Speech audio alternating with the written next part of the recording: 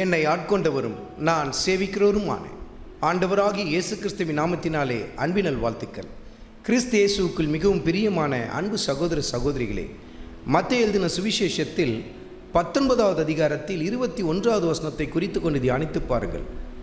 ஐஸ்வர்யமுள்ள ஒரு வாலிபன் ஆண்டவர் இயேசு கிறிஸ்துவிடத்தில் வந்து நித்திய ஜீவனை நான் பெற்றுக்கொள்வதற்கு என்ன செய்ய வேண்டும் என்று சொல்லி ஒரு கேள்வியை கேட்டான்.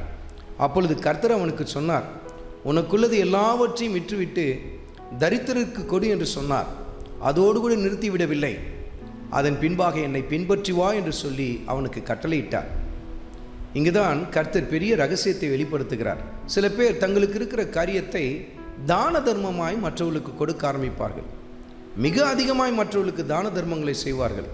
ஆனால் அது மாத்திரம் அவர்களை நித்திய ஜீவனுக்கு கொண்டு வந்து சேர்த்து விடாது. ஆண்டவர் இயேசு கிறிஸ்துவை பின்பற்றி வருதல் மாத்திரமே நித்திய ஜீவனை கொடுக்கும் பாருங்கள். அதனால்தான் கர்த்தர் அந்த ஐஸ்வர்யமுள்ள அந்த மனிதனை பார்த்து சொன்னார், உனக்குள்ளது எல்லாவற்றையும் விற்றுவிட்டு தரித்திரருக்கு கொடுத்து விட்டு என்னை பின்பற்றி வா என்று சொன்னார். அவரை பின்பற்றி போனால் மாத்திரமே நித்திய ஜீவன் கிடைக்கும்.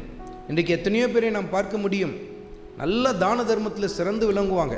தங்கள் சொத்துக்களெல்லாம் அநாத ஆசிரமத்துக்கு கூட எழுதி வைப்பாங்க, அப்படியே வாரி வாரி வழங்குவாங்க. ஆனால் ஆண்டவர் இயேசு கிறிஸ்துவை அவர்கள் ஏற்றுக்கொள்வது இல்லை.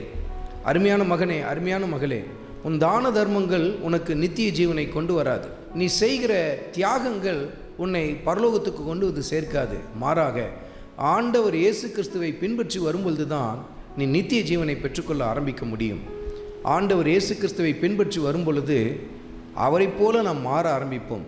தான தர்மங்களை விட மிக அதிகமாய் மேலான காரியங்களை செய்யத்தக்கதாய் உள்ளான வாழ்க்கையில் ஆச்சரியமான மாற்றம் ஏற்படும், மறுரூபம் ஏற்பட ஆரம்பிக்கும். ஆண்டவர் இயேசு கிறிஸ்துவை பின்பற்றி வாருங்கள், நித்திய ஜீவனை பெற்றுக்கொள்ளுங்கள். ஆண்டவராகிய இயேசு கிறிஸ்துவின் கிருபை உங்கள் அனைவரோடும் கூட இருப்பதாக. ஆமென்.